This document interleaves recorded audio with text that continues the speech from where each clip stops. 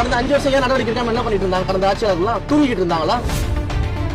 கோயிலை காப்பாத்துறோம், கோயிலை நாங்க தான் மீட்டுறோம், நாங்க தான் வந்து கோயிலை காக்க வந்தவர்கள், நாங்க தான் வந்து கோயில் நிலங்களை மீட்க வந்தவர்கள் பேசினாங்களா கடந்த 5 வருஷத்துல? ஏன் இந்த மாதிரி மீனாட்சி அம்மன் கோயில் வழக்குல என்ன பண்ணிட்டு இருந்தாங்க? தூங்கிட்டு இருந்தாங்களா? ஏன் நடவடிக்கை எடுக்கல? ஏன் கைது பண்ணல? நாங்க வந்தோம் எப்படி கைது பண்ணோம்? கடந்த கால ஆட்சியில மதுரை மீனாட்சி அம்மன் கோவில்ல இதே போல ஒரு அறக்கட்டளைக்கு சொந்தமான நிலம் வந்து பாத்தீங்கன்னா தனிநபர்களுக்கு வந்து பவர் மாற்றம் செய்யப்பட்டது. பல்வேறு இடங்கள்ல பவர் மாற்றம் செய்வதற்கான முயற்சி, பத்திரப்பதிவு செய்வதற்கான முயற்சி நடந்துச்சு. அப்படின்றது நம்ம கவனத்துக்கு வந்த உடனேயே 5 வருடங்களாக கடந்த ஆட்சியில அந்த கேஸ் மீது எந்த நடவடிக்கை எடுக்கல. காவல்துறை புகார் மீது எந்த நடவடிக்கை எடுக்கல. ஆனா இன்றைக்கு நாம ஆட்சிக்கு வந்த உடனே, என்னுடைய கவனத்திற்கு வந்த உடனேயே கடந்த 10 நாட்களுக்கு முன்பாக அந்த மதுரை மீனாட்சி அம்மன் கோயில் விவகாரத்துல யாரெல்லாம் விற்றவர்கள் வாங்கியவர்கள் இருக்காங்களோ அத்தனை பேர் மேலேயும் காவல்துறை நடவடிக்கை எடுக்கணும் கம்ப்ளைண்ட் கொடுத்து உடனடியாக 19 பேர் மீது எஃப்ஐஆர் போடணும். அந்த 19 பேர் மீது நடவடிக்கை எடுக்கப்பட்டிருக்கு. இந்த கைது நடவடிக்கை இருக்கிறது.